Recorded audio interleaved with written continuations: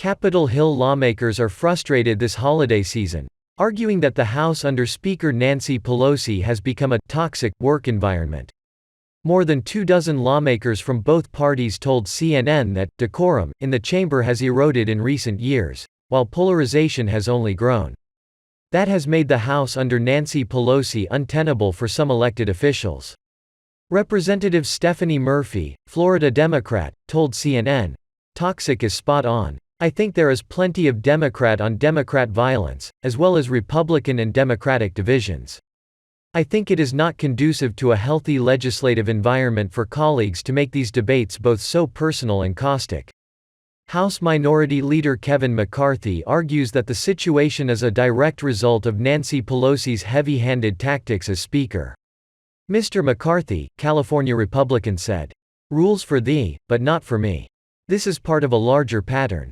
Nancy Pelosi used the threat of the pandemic to push through proxy voting, which has decimated lawmaker attendance. Republicans say proxy voting has been rife for abuse, with some elected officials opting to ditch legislation for fundraising or campaigning." Mr. McCarthy said, "When Republicans take the majority, we're all going to have to show up." Earlier this month, House Democrats voted to censure Representative Paul Gosar for sharing a video on social media. The anime showed Mr. Gosar attacking Representative Alexandria Ocasio-Cortez and the so-called president, Joe Biden. While most GOP lawmakers admitted the video was poor in taste, House Democrats argued it amounted to a threat of physical violence. As such, they opted not only to censure Mr. Gosar but also to remove him from all committees. Nancy Pelosi, who led the censure motion, said, "This is both an endangerment of our elected officials and an insult to the institution of the House of Representatives. This is about workplace harassment and violence against women."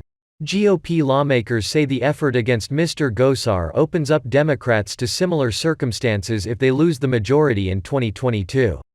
Representative John Katko, a Republican, said, "If we take over the House next year, the same thing can happen to Democrats." The increasingly acrimonious environment has some House lawmakers wondering whether re-election is worth the effort.